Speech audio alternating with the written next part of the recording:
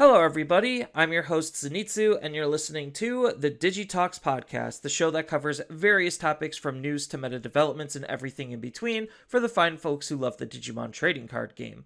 Just as a quick reminder, I do try to stream this live over on twitch.tv/Zenitsu, usually on Tuesday nights around 9:30 Eastern Standard Time, but fear not, for if you ever miss that, then it's also uploaded on the YouTube channel of Zenitsu, as well as being on various podcasting platforms for your viewing and listening pleasure. So please feel free to do the social media doobly-doo thing and leave that like, follow, subscribe, review, whatever, depending on the platform that you're listening on. It really does help support the podcast. So today I am back with Jay Stewart, and I've been perusing the Book of Faces quite a lot and just lurking casually, as one does. And I noticed a lot of additional, hey, I don't know how to deck build, please give me your deck posts. An absolutely astronomical one of them. I feel like every other post is, I don't know what I'm doing, help me build a deck. And, I think we're gonna, unfortunately, start seeing a lot more of that, because we're unified. We don't have Japanese data to go off of. So we actually have to figure shit out on our own.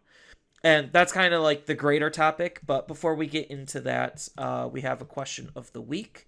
So question of the weeks are always going to be, ideally, user submitted off of last week's episode. So if you want your question to be on the podcast, make sure to actually leave a comment of your question down in the comments below, and we will go ahead and answer them.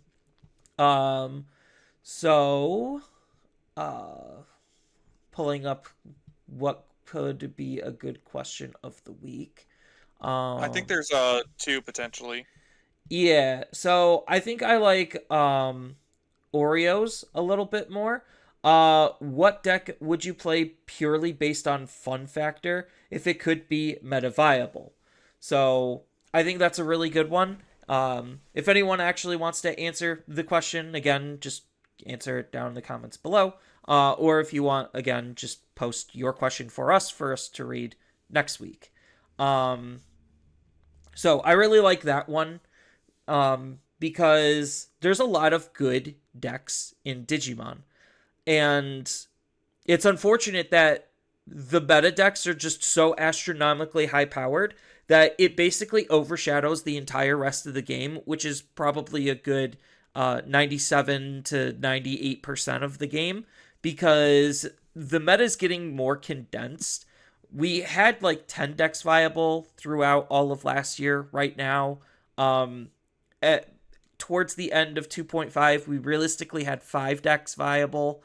And it's just unfortunate that not necessarily the gap keeps getting further and further. It's just the goalpost kept moving. And they're making a lot of really good strong casual decks that are just shy of actually being really good.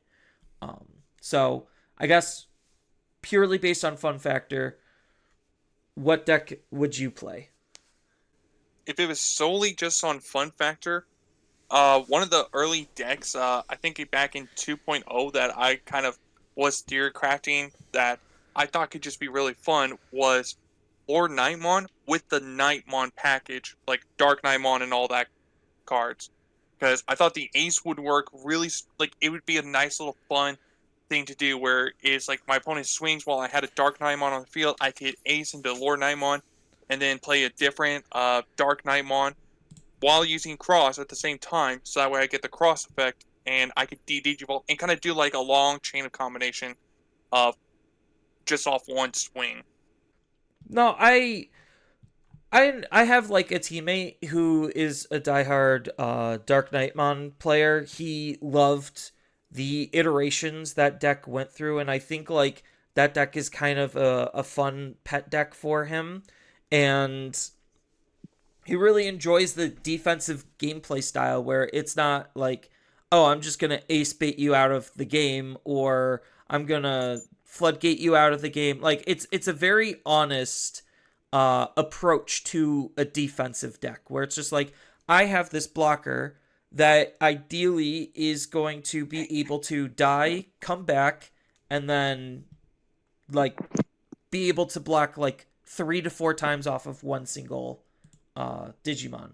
And I think like that's pretty cool. So I think that's a pretty fun pet deck. But if I had to choose a pet deck, oh god, I don't even know what pet deck I even have at this point. Unfortunately, I was just playing meta for so long, and then it just kind of waned on me.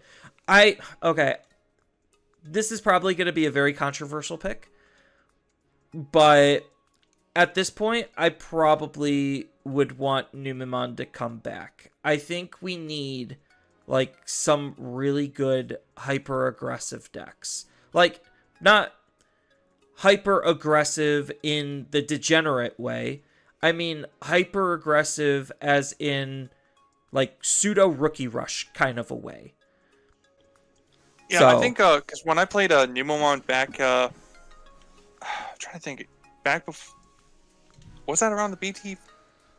There was some like regional event that I went to in North Carolina. I think it was BT15. That's right, because I went there and that was the week of pre-release for BT16. And Numamon's like, it's not necessarily like, yeah, it was a really good deck, but at the same time too, it has so many other counters. Like, if you went up against a Leviathan deck that you kind of were SOL'd at that point, Magnamon, it was kind of like it was a lot more of a 50-50 matchup when it came to against a Magnamon deck, because you were able to DP neg them and get around their whole protection effect, but at the same time, Magnamon could also just be stupid aggressive of how fast everything could get set up. well, I think like the big thing between Numemon and BT15 and Numemon and BT16 was Numemon and BT15 was strong, but again, it was more on the fair side. It was the leader of the pack by like maybe a fraction of a percentage. Like it was a very good aggressive deck, and Digimon rewards aggressive gameplay. Right now, Digimon is rewarding floodgate gameplay and locking the opponent out of the game and not making sure that the opponent can actually play the game in a meaningful capacity. And like we get these ebb and flows and shifts in how the meta is shaping up to be and the direction that it goes, but I think like BT15 Numemon was probably like one of the most fun fair decks while being very strong in meta competitive.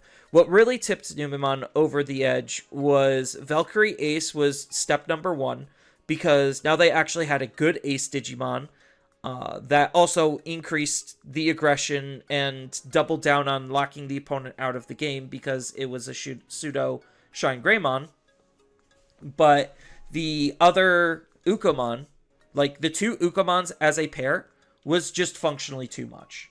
Like, yeah, that it was for sure. It just upped the aggression to such a high bar that like not a lot of decks could be able to clear it, and I think like that was the big problem. So like if I could have like a BT15 speed of like aggression, I think that's pretty healthy, and Numemon obviously did it the best. We had like hybrid decks also be pretty like reasonable. I think like, what was it? BT17 Ancient Guru with the nerfs, I think was a very honest deck. It was very okay. It wasn't the best by any stretch, but it was okay. And that kind of like scratched that fix until I learned like okay isn't good enough. But again, that's from the mindset of a competitive player. So like if I could continue playing that deck at a higher competitive level, I probably would be okay with that. Granted, Ancient Guru's kind of having a little bit of resurgence, but again, that's just because floodgates are more impactful now than ever at slowing and stopping what the opponent is doing and capable of doing. But that's just a byproduct of floodgates being more important rather than the game plan and gameplay style being that good. Yeah. So So those are just kind of to, like my two. It's like they're under the same umbrella of like Rookie Rush-esque aggro deck. I liked those all the way back in BT5. yeah, because like I know he also says like, uh, fun factor if it could be made meta viable. I mean, if I was like trying to play a fun deck that had the potential to be meta, it would honestly probably be Alphamon or Yukin, the BT9 like version of Oryukin style, I guess, Oh, you want would be the more thing. OTK Oryukin rather than lockout control Oryukin that we have now. Yeah, it's nothing against like the lockout control or anything. It's like I just like I don't know if how to say it. Like nothing wrong with the Chronicles or anything like that. I kind of like the whole Daruga line of the cards itself. Like I love the Daruga like the Digimon himself and everything. The Dorogoromon, the Dorogreymon going into the Alphamon, because that reminds me of the X Antibody movie that I saw as a kid and how I fell in love with Alphamon. So that's kind of why I like that version a little bit more. It was more sentimental. Yeah, no, I get what you mean. Yeah, and the reason why it could still be meta is because, you know, Lychee, he has shown time to time again that, before the Chronicles deck, that Alphamon or you can still had the potential to top. You just have to dedicate to the deck, know the matchups, and play into your matchups like as best as you can and everything. And Lychee just kind of show that Alphamon can still be good in the right hands of the right pilot. I mean, Lychee shows a lot of good in Digimon as a whole, where the game rewards good deck building now so more than ever, because apparently a lot of people just don't know how to build Digimon decks. And I think that's pretty sad when Digimon makes it so easy. But like when you get a deck loyalist like Lychee, where he usually just hyper focuses and fixates on one particular deck or one particular color, you could do some incredible things and find some unique tech that people just will not expect, and that will catch people off guard and they won't know how to play against it, and that gives you an inherent advantage. So like, even though Lychee will have his one-offs where he'll pick a deck, do well with it, and no one else is able to repeat that success, that just goes to show that he is a good player for not only building, testing, and iterating the deck to get it to have results, but it shows that with enough time and effort, you're able to do that yourself with whatever deck you feel like you want to try and attempt with. I mean, Yeah, granted, some decks are easier to do it with than others. I will say that not all decks are created equally, but like the power gap between like a tier 2 and tier 3 is very small compared to the power gap between tier 1 and tier 2. yeah, because like at the Iowa Store regionals and everything from last year, one of my local players, he actually won the Iowa Store regionals using the Omnimon Ace DNA deck at the time. And you know, obviously Omnimon wasn't the most meta deck. Like he could have picked a more meta deck, but he chose the Omnimon, and because he loves Omnimon, and he just kind of worked with it. He tested it. He trial and errored, and he's dedicated so much time to it that he actually won a store regionals with it. So it's like you can technically, and we've seen other players do that before, like in the past, that have just brought like the most off random decks, like Barger Army that was like in like top 32 of Worlds at one point. It's like nobody would have ever expected a Bargermon deck to be at Worlds and even place as high as it did. So that player spent a lot of time dedicated to something he probably loved.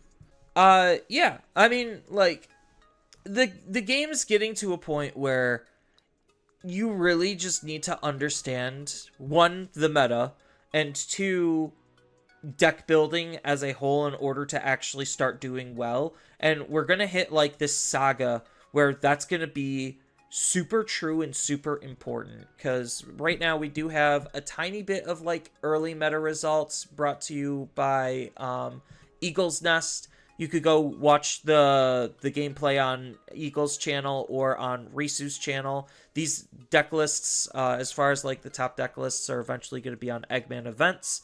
So whenever that gets updated, you could feel free to watch that, or watch out for those. But as far as like where the meta currently is, we still don't know. The TLDR is we still don't know. So Eagle had about 41 players in his latest event. Purple Hybrids ended up taking it, followed by Royal Knights and Hunters, Ancient Guru, Hunters, Virus Imperial, Hunters, Ancient Guru. Like, there was just a lot of Hunters, it seems like, floating around. And I don't know what they're on exactly, but hey, I guess Hunters is trying to make a comeback. I think it has enough tools, and it always had the potential to be good. It was just waiting for an update to be able to actually keep up, and maybe the cards are actually good enough for it to keep up. But the fact that Purple Hybrids won is not a surprise. Purple Hybrids should not, by any stretch of the means, be dead in anyone's mind.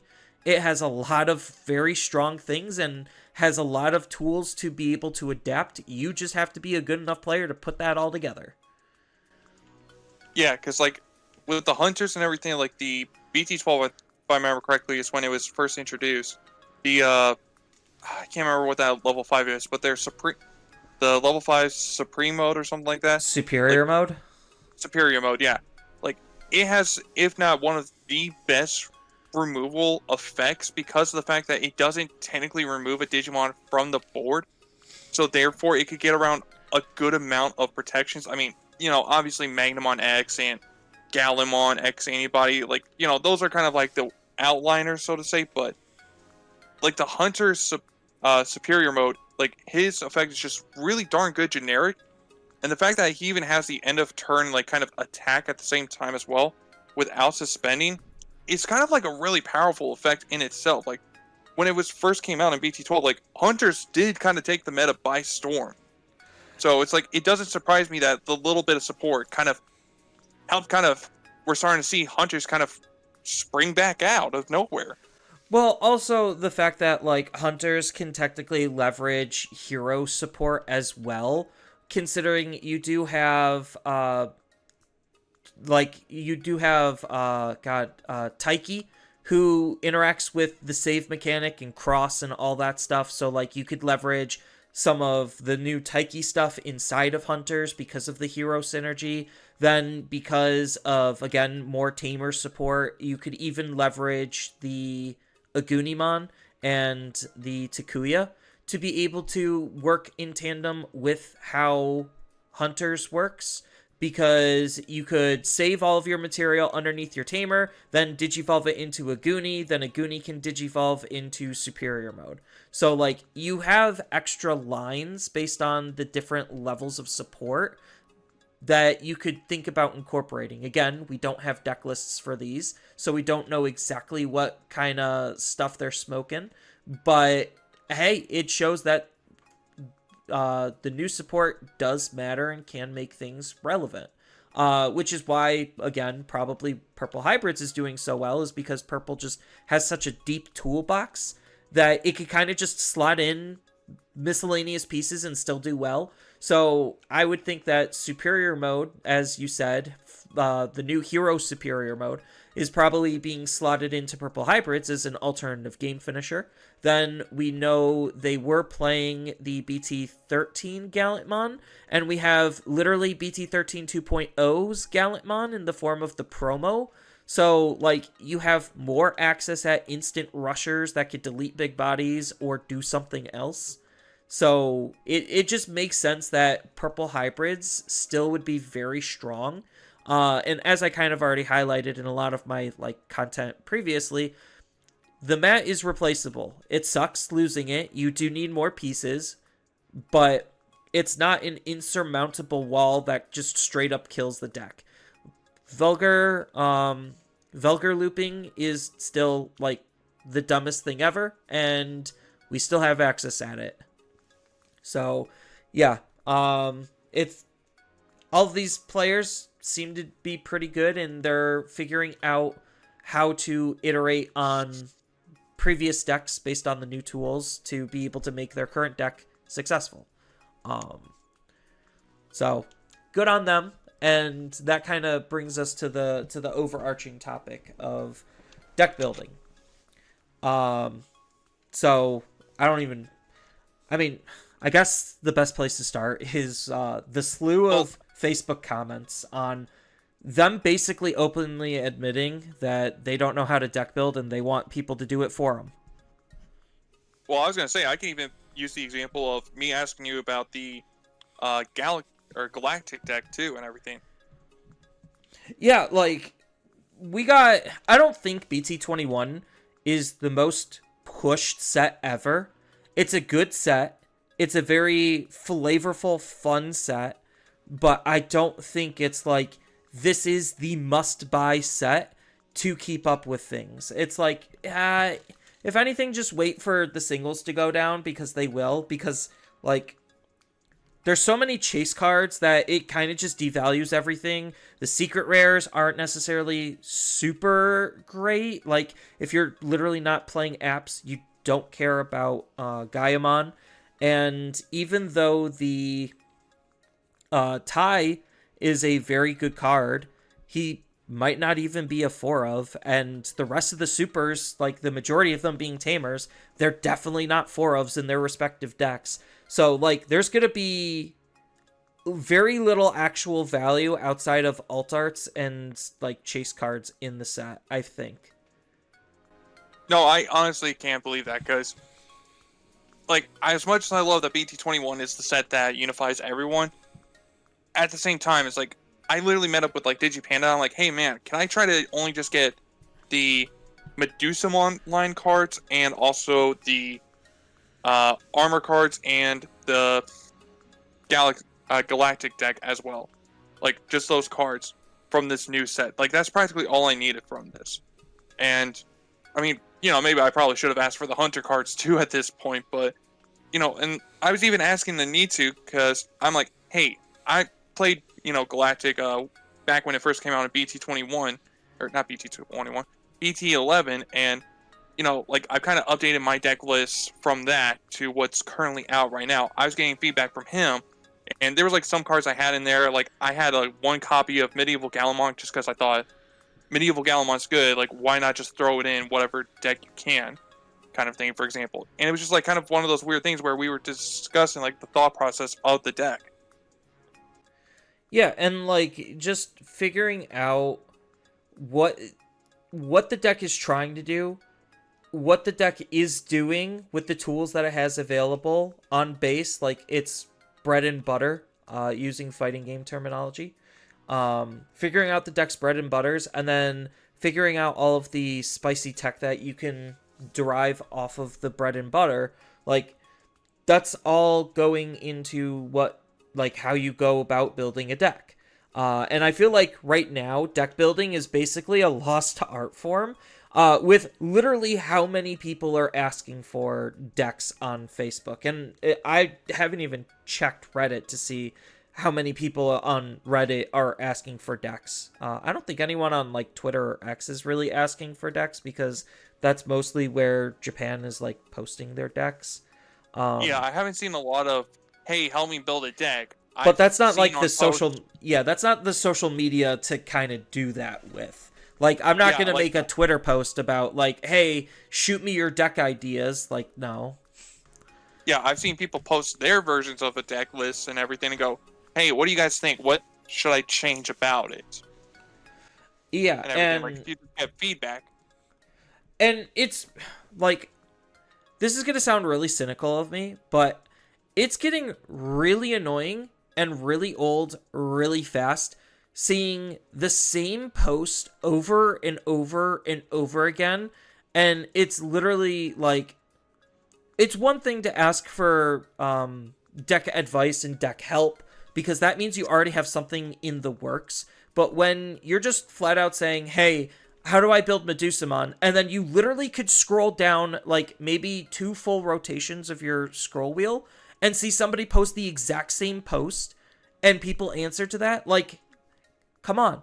Like, you have use I really don't want to sound super insulting, but like we need to start using our brains to actually think about what we're saying and where we could find the resources in order to get the answer to our question without actually asking the question ourselves. Like, the Digimon community right now is being incredibly lazy, and like, yeah, sure, you could say, oh, but you're a YouTube channel. You could just post your stuff.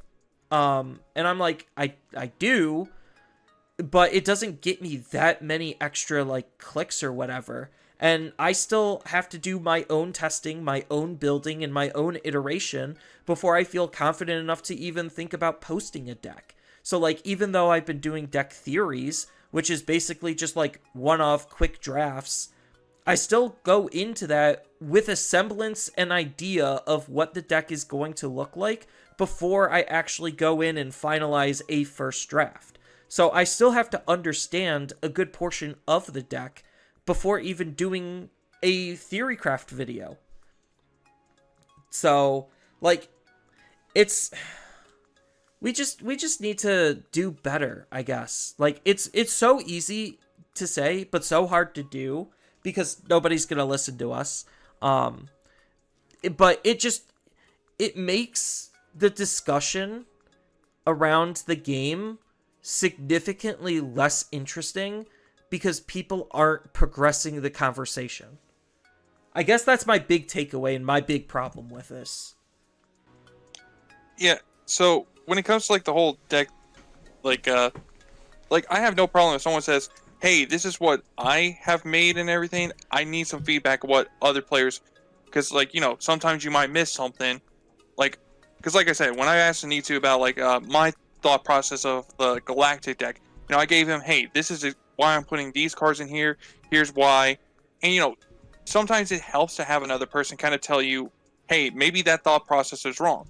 You know, there's nothing wrong with that. But when you just, and it's not me trying to complain about it, because like Bandai kind of gives you like an idea of how to build a deck. Like, I'm pretty sure if I was to go on the Bandai BT21 7 points, whatever, I'm almost confident to say they got like a Medusa deck on there. And you can easily just take that, like just Bandai's version of the deck, and just play it. And then kind of basically just theorycraft, like take it to a locals, and just go, oh, okay, this I'm using this week as a testing phase, trying to gather data. How does this deck respond in this current environment? And then once you're done, you could go, okay, here's what I found, and here's what I need to do. Like, just make improvements. Oh, I had a hard time finding my consistency pieces or even going up my line really fast. Well, that's an easy fix with putting training cards in the deck then. Oh, I need another good boss monster or something like that.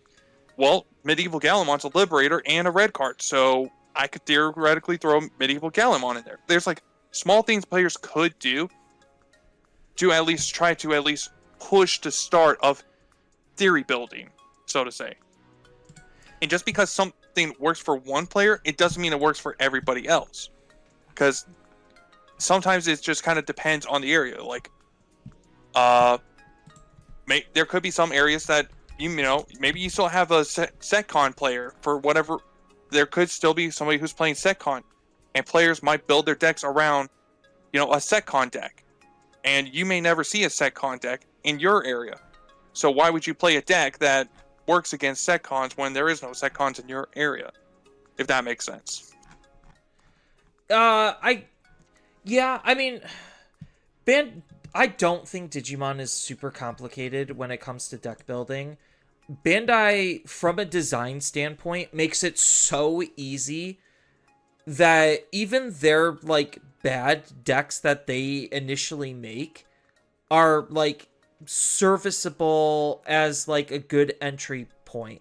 And I feel like a lot of people don't know that Bandai does that, even though it's very much on their website, and they actually started advertising their builds a little bit more. Even though, again, their builds are probably not something I would go into They're not at the most all. meta.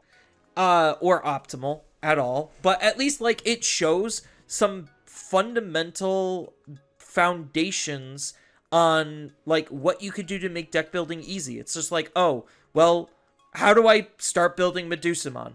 Well, one, you use all the Medusumon line cards. So there's 16 cards already done for you out of a 50 card deck.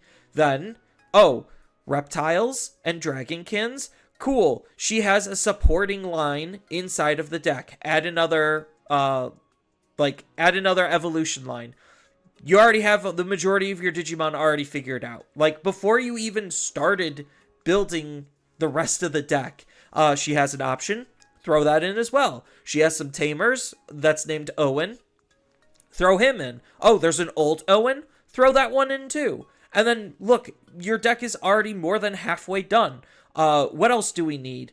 Well, she has a removal option. Throw that in. On top of the fact that, again, trainings, memory boosts, scrambles, your staple options. Just throw those in there. And then, by that point, you should already be 40 cards deep into your deck, and you really don't have that much you really need to hardcore think about outside of that if you're just building a deck on a fundamental level. Obviously, testing, iterating, figuring out, like, oh, maybe this card isn't good, put this one instead. Like, obviously, there's stuff that you could do there. But Digimon just makes deck building so easy that, like, at least on a base level, like, just ground zero, how can I build something to play the game? They make it so easy for you. It's ridiculous. And the fact that I've seen so many of the same posts just asking for deck profiles, like, come on, people. Just, it's not rocket science. It's a TCG. And Bandai makes it easy for you. It's like, oh, how do I build Cross? Well, take all of the new Cross stuff and then boom, you're already mostly done. Like, I really don't know how to stress that it's not that complicated. And, like, sure, you could say, oh, but Zenitsu, you deck builds for YouTube all the time. And I'm just like, yes, I do it, and I do it because it's not hard. At least I don't find it hard. Granted, yes, I'm seasoned, and I know where to go with all of the resources, where to look, what to look up. And I am a semi-competitive player. I've only made it to nationals almost every single year but the very first year. And probably this year I'm skipping competitively just because I'm tired. I'm really tired of the competitive environment. But still, like, I have the skills. I have the knowledge. And I want to share it. But part of the big problem is people, one, aren't listening, and two, aren't looking. Like, all of the questions that they've asked, like, oh, where can I go to find a Medusa list? Type in YouTube or Google Medusumon deck list. I really don't know how much easier it can get than that. Well, I can even give a better example and everything. So one of the great tools that I use for when it comes to deck building and kind of just theory crafting is DigimonCard.dev. And Digimon Card Dev has a unique feature where you can actually see other people's published decks. And I literally have it open up right now on my phone. I click the decks, and the very top deck that's on here that somebody is willing to show and share is a Medusumon deck. Well, like, Digimon, actually, Digimon, DigimonCard.app also has a deck share feature, and so does Digimon.io or DigimonCard.io. They all have it. Like, any of the big deck builders have it. Yeah, and like I could open, but like for me, I like the DigimonCard.dev just kind of personal preference, I guess you could say. But Yeah, like I have that's it open fine. up right now, and I can see this guy. What he did with his is he kind of took the Medusumon, and he kind of mixed in like whatever pieces were missing with the Dynamon cards from the EX 08.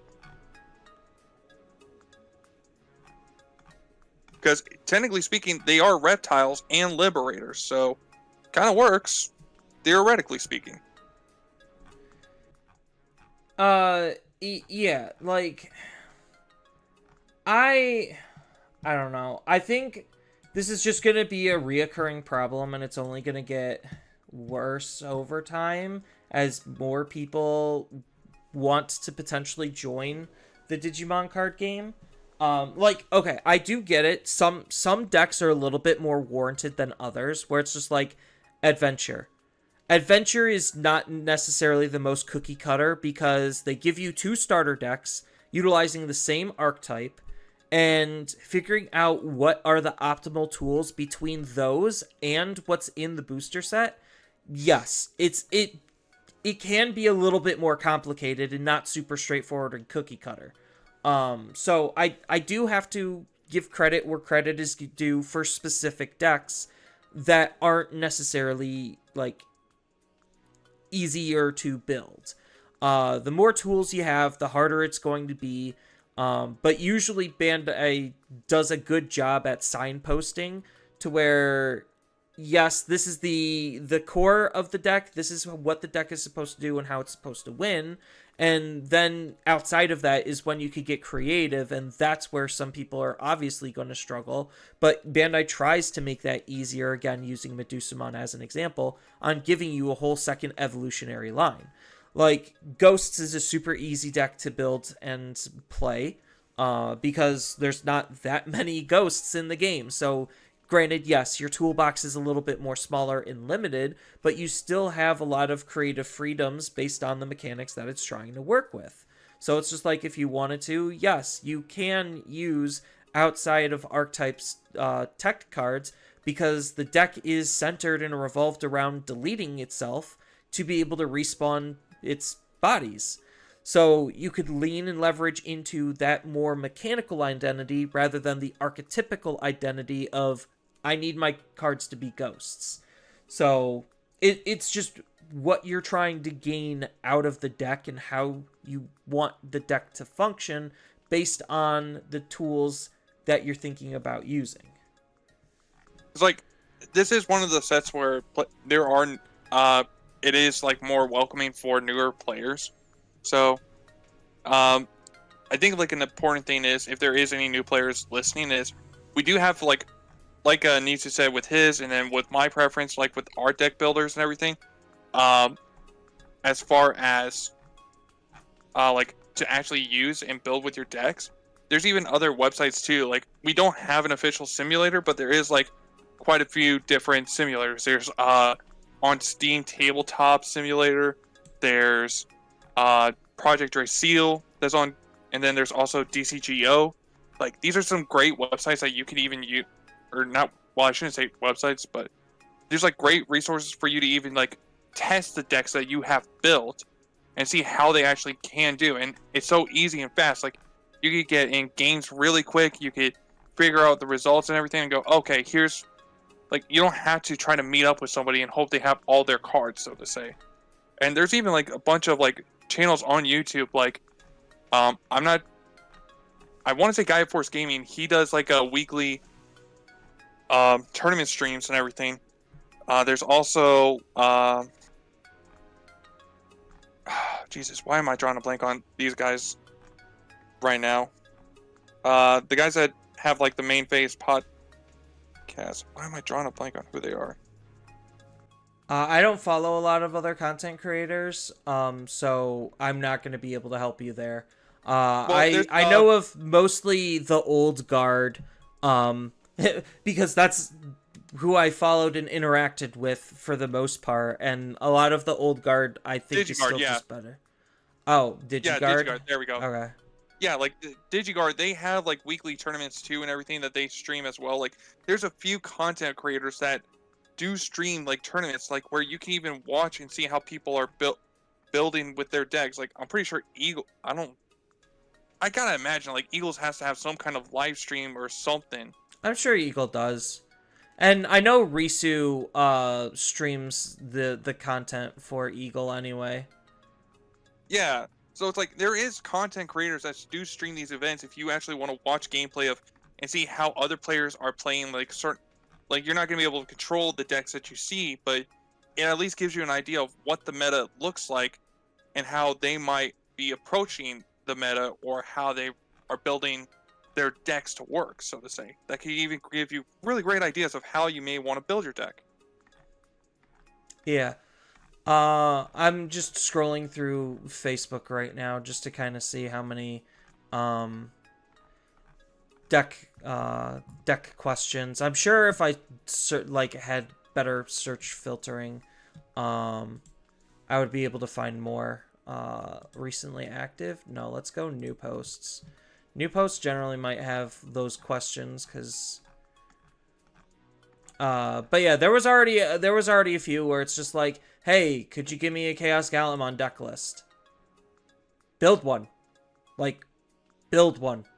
Stop asking. Just build one. Oh, hey, does anyone have an update to Gamamon? Well, take the old one and update it. Build it. Like, I know I'm sounding a little bitter on this, but, like, it is kind of ridiculous where, like, a lot of the conversation stops because people are just trying to be lazy.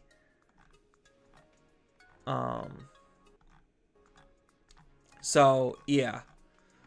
But yeah, there's tons of resources out there. There's Digimon Meta, Eggman events. Like, if you're having a hard time with figuring out a build, like, don't be afraid to fail. I think, like, that's part of the other big thing is people are afraid to fail. And you can't learn unless you fail. Like, I've made decks that just don't work out quite often. Do you see them all the time? No. Sometimes they do leak into YouTube. Sometimes, because I thought it was way better than what it actually was. But most of the time, I have a lot of decks that fail. Like, I will go into locals and I will get my booty absolutely clapped because I was trying something different and it just didn't work out. And a lot of my locals peeps, they are in the same camp where they'll try something different and it doesn't work and they'll get their booty clapped and then they'll be like, I should have learned. And then they'll come back with the fixes that they noted and they'll do a little bit better. And that's how you actually learn and grow as a player is, like, in school, we had a phrase called fail fast and fail often. Because if you could fail faster than anyone else, that means you could learn faster than anyone else. And that's a very important skill to have as a deck builder, because we're getting to the point for Digimon where this is again going to sound pretty unfortunate. You're not really fighting the player. You're fighting the deck. There's very few matches in Digimon where you're actually going to end up fighting the player, but most of the time you're fighting their deck because their deck just does something on autopilot. Like, once they learn the 1-2 combo of the deck, they'll just try to autopilot their way to victory because it's not hard, and once they have that set up, that's it. That is the game. It is over. So if you can manage to be a more creative deck builder, you could start to get past fighting the deck and you could start getting to fighting the player, and that's when you're probably going to have more fun because you actually, and like, that's where true skill and like, outside of knowledge checks, that's where the true skill of Digimon is actually going to end up being, is in the deck building, because we're not fighting against players, we're fighting against decks. At least that's my perspective. Yeah, because, like, I know there's, like, sometimes I hear some players say, oh, I technically lost against myself because, my deck wasn't being consistent. It wasn't doing what it needed to do. It's like, okay, well, how did you learn from that? And it's like, well, I need to put more cards in there that could be a little more consistent for me and everything. Like, they learn those because of the failures.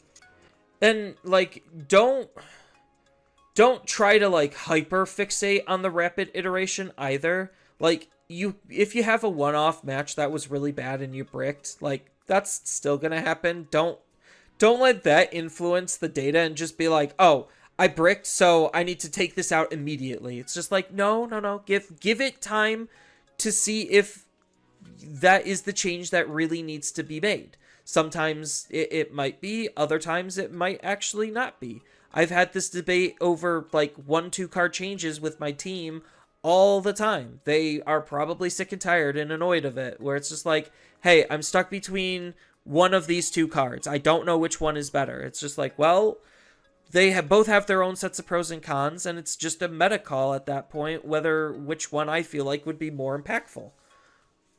When it comes down to a choice or like just a simplistic change to a build. Because I think like there's a balance that is very clearly not had, and I get it. We're just entering unification.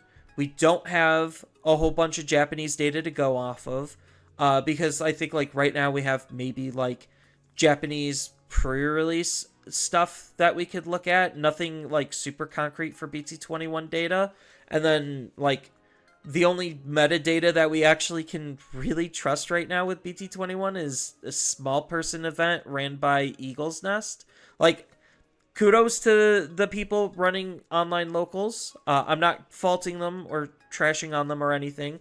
But like that just goes to show that we don't have a whole lot of data, and we're not going to have a whole lot of data. But the data we do have is also showing we're still experimenting, and that's the cool part. Like, that's the fun part, is figuring out what is good in these times of uncertainty, because some players really like to capitalize on this time period more specifically than others, because once the meta starts getting developed, then it's actually going to be harder for spicy stuff to like actually do well. Yeah, because like people that are able to take this opportunity right now to make those early deck building meta decisions and everything are the people that are able to actually kind of do the whole surprise factor, so to say. Like, for example, if we were to look at Hunters from Eagle's Nest, like Hunters was on no one's radar, and then all of a sudden it's 3 out of his like top 8 decks. It's just like, wait, what happened to make Hunters good?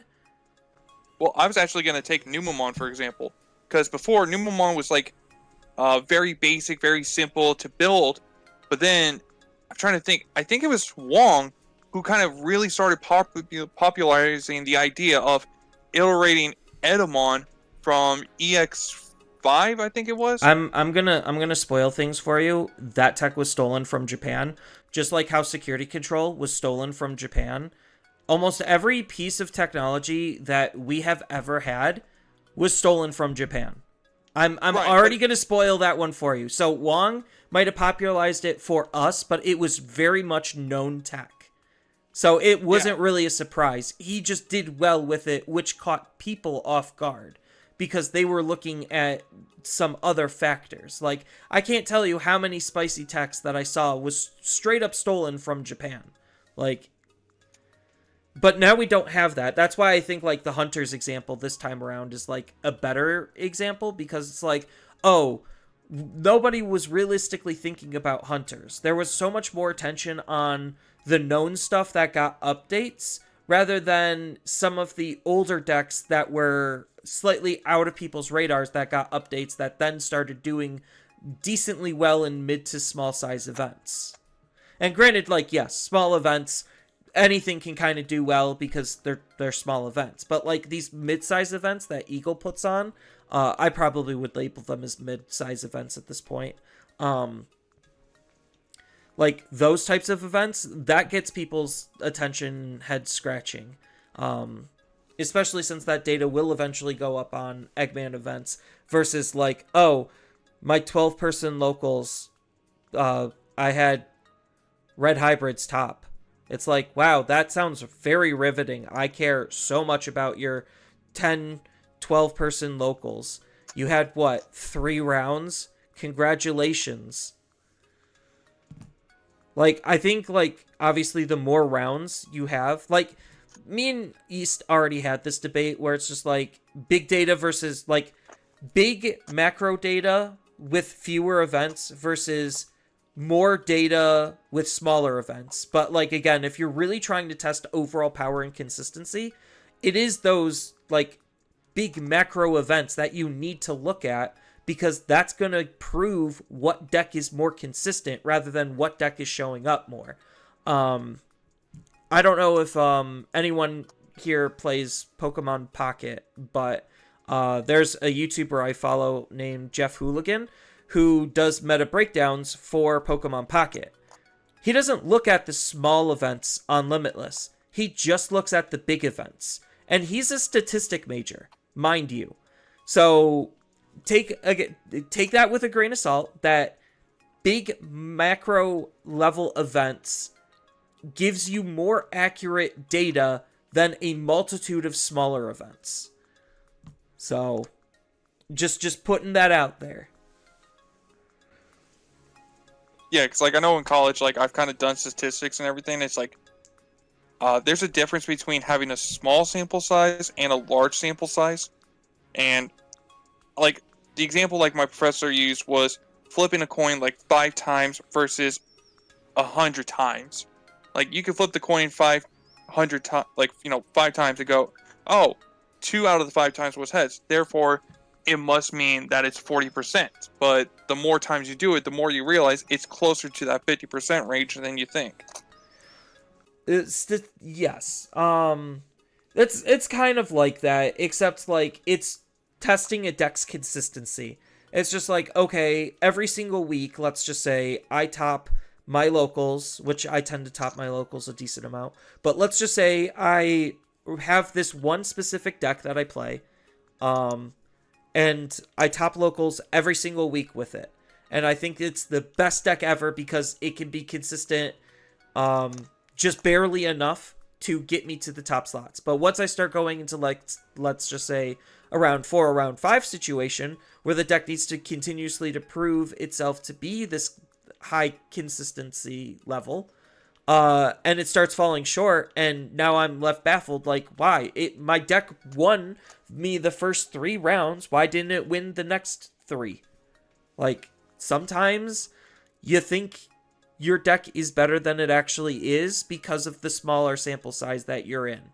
I was gonna say, you could take a look at like the hyper aggressive decks in Japan and everything. Like when Jessamon first came out, like Jessamon was really powerful in Japan. So when players started using Jessamon back in BT6 for us in English, once we realized like we had more rounds, more games in each round, so to say, we kind of realized that there was a problem with Jessamon's consistency, and it kind of became less and less good versus over in JP where it was just a best of 1.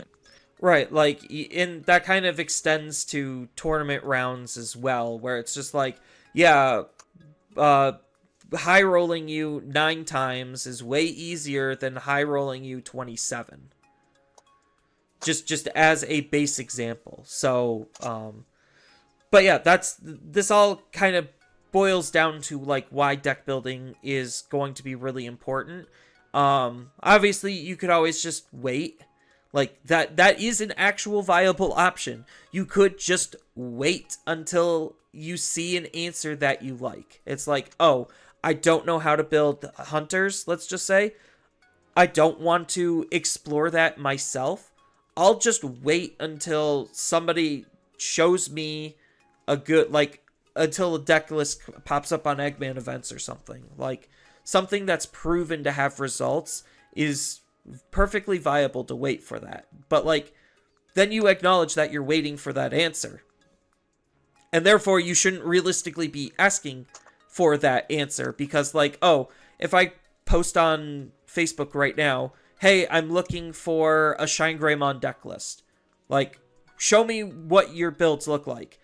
Those are all also untested builds. Like, somebody could say they top their locals, but I would throw that credit out away immediately because that literally doesn't mean anything. Unless it's like 5+ rounds, then I would care a little bit more. But yeah, like, I could Well, at also the same just wait to see if there's a build, or, you know, just build one myself. Like, it really isn't that difficult. Well, I was even gonna say, like, another thing too is like, if you have a deck that you personally build, like, take the hunters. Like, I could take the hunters deck for example. Right now, we don't have like their deck list, so right now, if I was to go against the hunters right now, I do not know what to expect from that hunters deck because I don't know what they're doing. But the moment the deck list comes out, I have like not only will you have the answer of how to build your hunters deck, I now also have the answer at the same time of, hey, this is what Hunters is doing. This is how I need to play against it. Here's like the things to look out for, so to say. Right, and then like that's kind of where I have an issue where it's just like if you have a deck already built and you're asking for advice, that's way more constructive and helpful for everyone involved rather than you constantly asking for a deck because you don't know how to build the deck for whatever reason. Like, one is very much constructive and the other one is very much a distraction where it's just like, oh yeah, there might be a whole bunch of people who don't know how to build, let's just say, Wind Guardians.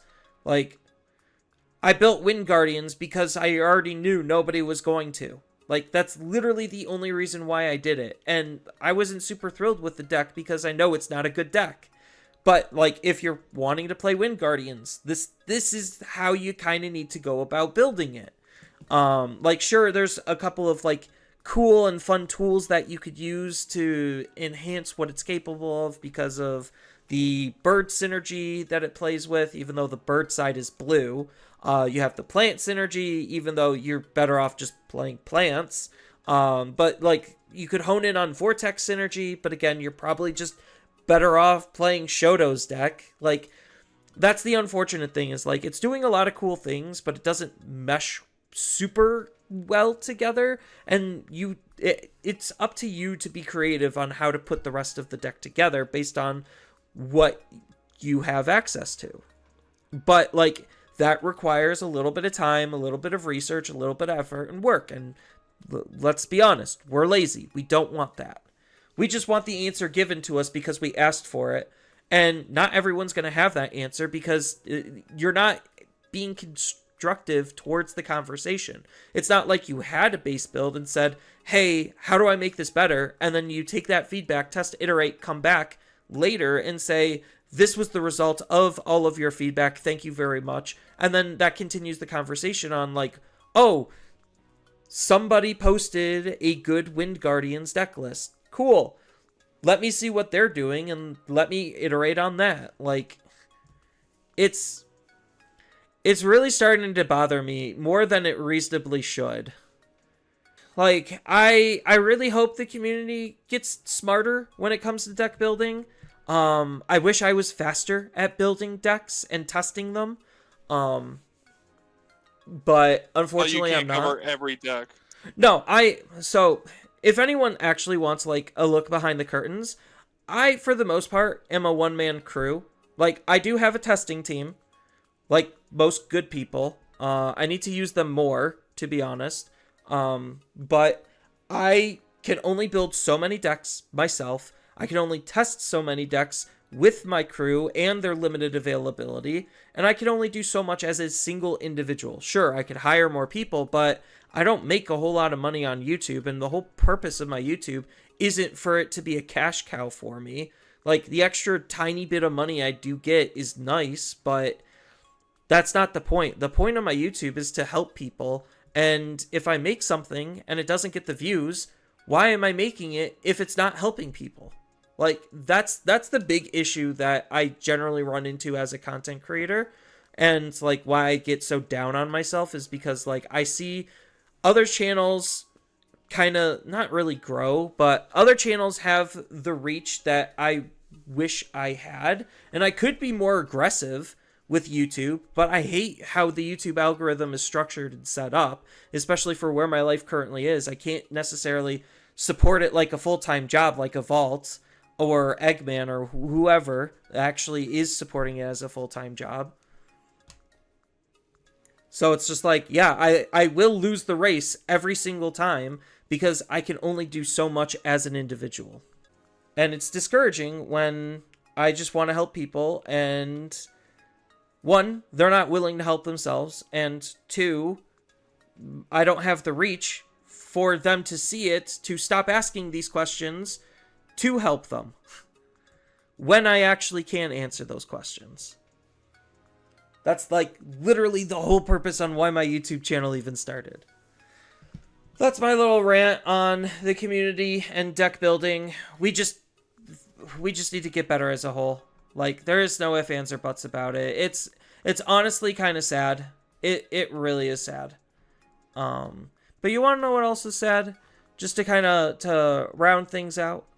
I don't know if anyone's been living under a rock, but Switch 2's coming out, and I think Nintendo's handling that situation incredibly poor.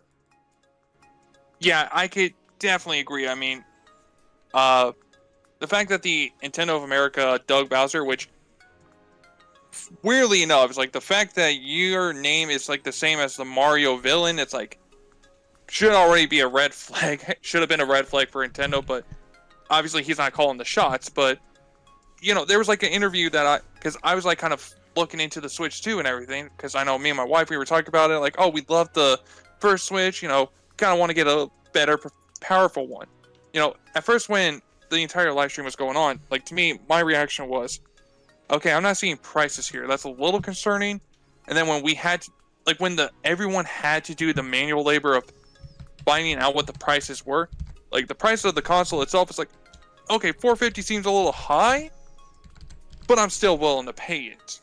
I'm not. Yeah, it's like I think, but it's the fact that everything else around the Switch 2, like the video game prices are potentially increasing due to if the company feels like the game should be at a higher price based on a feeling. It's like, that's kind of a red flag for me right there. And even like I've heard some people complain about the whole tutorial game being a $10 game when Alistair's Playroom on the PS5 was like a free game, and it's like looking at the Nintendo Switch 2's tutorial game, it's like, how is this really a game? Like, there's nothing game-like feature of it. Well, so like, to kind of fast forward through this whole rigmarole, yes, Nintendo's handling it incredibly poorly. Yes, tariffs are impacting things a bit for them. But the big thing is Nintendo technologically is still kind of behind the 8 ball. They're slowly catching up. Because the interesting thing is the new Digimon game, Time Stranger, will not be on the Switch 2. It is going to be on PlayStation 5, Windows, and Xbox. So, but Pokemon is obviously Nintendo's big monster taming, catching franchise.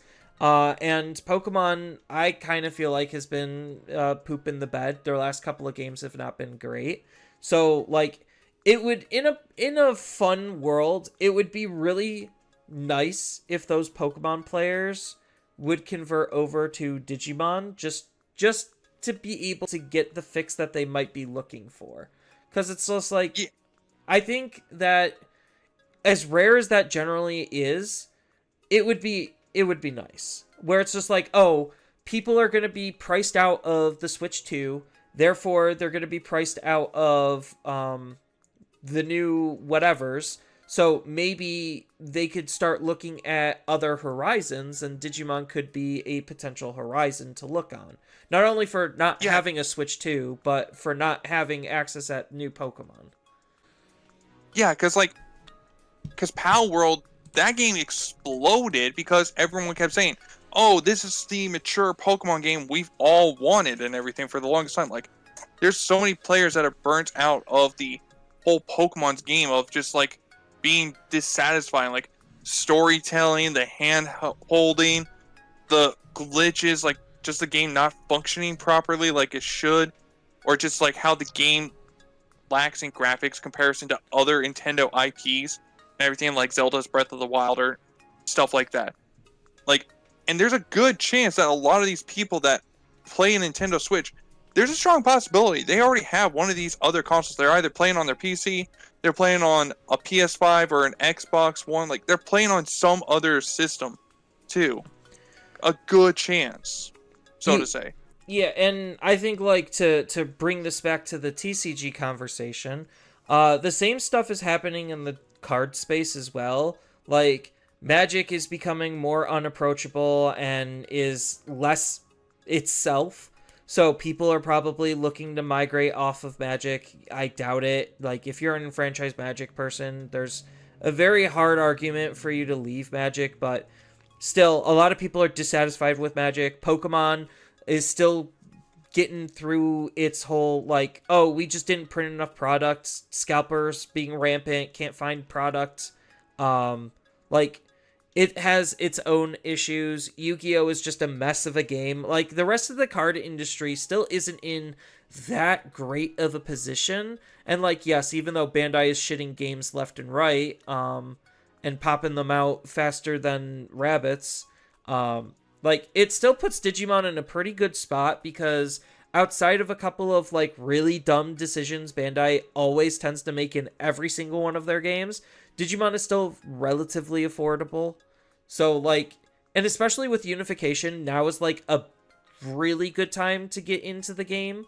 I know a lot of people are not happy with the One Piece rotation news. Well, Digimon's not having rotation, so they don't have to worry about that if players want to migrate from One Piece over to Digimon. Well, even the other thing, though, is, too, like, there's a lot of people that play Digimon that left Digimon to play One Piece, so it's like, we could theoretically see old Digimon players from One Piece actually come back from to Digimon now. Like, they could still have their old Digimon cards and not necessarily be at a too far, like, they have, like, a starting point, so to say, depending on when they left. Right. Just any kind of base level of knowledge is pretty good to come back into. And again, if they're an intelligent human being and they understand where to look up the resources in order to get them caught up, or just continue based on the new stuff and just forget about all the old stuff because the majority of it's irrelevant anyway, like, cool, more power to them. Like, it just makes it easier to get into as a game. And I think, like, that's a big strength that Digimon could be leveraging on, because I think, like, this year and next year are probably going to be the two most important years in Digimon's, like, the TCG's life, because how we handle Unification is going to be the big test this year. And then next year, hopefully the mobile app comes out, and then that's going to be very, like, game changing. Like, that's definitely going to change my content game for sure, based on that singular mobile app. So, like, it's just a good and exciting time to be in Digimon. And, like, the moral of the story of the episode is just, don't be dumb. Like, as silly as that sounds and as harsh as that sounds, just don't be dumb. Like, it's not hard to use the internet to find what you want. Whether it's looking to transition into a new game from your old game to Digimon, whether it's getting into Digimon as this is your first TCG, like, there's tons of resources that you don't even have to Google very hard to look up, and Google will still give you the answer. Heck, if you really wanted to, just use an AI to give you an answer. Actually, maybe that would be fun if I could find an AI that could do deck building and see how good an AI can deck build. I was going to say, I think ChatGPT could, because me and I was looking up information on for Yu-Gi-Oh! For a friend of mine, and when I was asking if, I asked GPT, it's like, hey, do you know anything about Yu-Gi-Oh? And one of the things it was talking about was deck building and everything, so who knows, maybe ChatGPT could actually build a Digimon deck. Yeah, well, I'd have to experiment with that a little bit, but that would be fun. So, like, again, just, there's tons of tools and resources out there, and it's just, like, I've made multiple videos about where to find all of these resources. Again, nobody watches my content, probably because the algorithm doesn't promote it, but if you search for it, it is there, And it's just a shame that people don't actually utilize the resources available, and they just default to wasting everyone's time asking for a question that they could easily find the answer to themselves. I mean, granted, rules questions is a little bit different of an allegory, but like when it comes to deck building, it's usually just do it yourself or find the answer through somebody else that's already done it. You don't need to ask for it. You really don't. But yeah, so I think that's gonna be good on this episode. It's gonna be a little bit shorter, but the new set's gonna be coming out basically as of the recording of this towards the end of the week when this actually gets released, probably tomorrow. So it'll be interesting to see what everyone's gonna be starting to build, playtest, iterate on. Because this set, even though it's not a super powerful set, has a lot going on with it, updates a lot of decks, and has a lot of interest and excitement, as this is the first set that's being released worldwide. Granted, yes, I already know some people already have it because of pre-releases, time differences between like when their distributors were able to get it and send it out, and whatnot. And then personal accessibility, like when you're actually able to go to the store to get it. So, a lot of stuff to look forward to. Hopefully, we start getting some events soon, because we're hitting event season in May. So, there's going to be a lot of excitement as far as all of the events that are gonna be happening. I know in May, I have the one store regional that I'm doing in my state, and that's probably the only competitive event I'm going to be playing in. And again, it's not necessarily to be competitive. It's to support my friend because he's the one who's going to be running that event. Are you playing in anything next month? Any like big store events? Yeah, so I'm currently on the wait list for the Geekeries in Kansas and everything, and I want to try to theoretically play Galactic if I'm able to actually get into the tournament. Hopefully. I mean, I'll show up, I'll kind of wait and see what happens, I guess, if anything. I feel you. Because, like, when my buddy ran the event, he had, like, 80 people register, and then when it came down to it, only, like, 20 showed up. Or, well, technically, it was, like, just shy of filling up completely. It was, like, 30 people showed up out of the 80 that were registered. So, you never know until you show up. At least with store stuff. Yeah, because that's what's going to end up happening with me. It's like, I'm going to try to sign up for it. It's like, I'll show up. If I don't actually get in the event, I can still at least meet with people that I normally don't see, and I can actually probably get some trades. I could probably do some practice games with them, too, and everything. And I could kind of actually watch and do, not necessarily play in the tournament, but I can observe the tournament and kind of gain knowledge of gameplay from that. Yeah. No, that's all true. Like, good testing for whenever you're going to be playing in an event's always helpful. Trades are always fun. Just getting out, meeting people, touching grass, all good stuff. So, that's going to be it for this week's episode. Thank you everyone for making it all the way to the end. It really does mean a lot to us that you actually listened through the whole thing. So, again, thank you, everyone. Feel free to answer any of the questions we posed down in the comments below. If you like this type of content, again, don't feel shy to like and subscribe. So that way we know that you're actually enjoying this type of content. And with that, we hope to see you all next time. Later.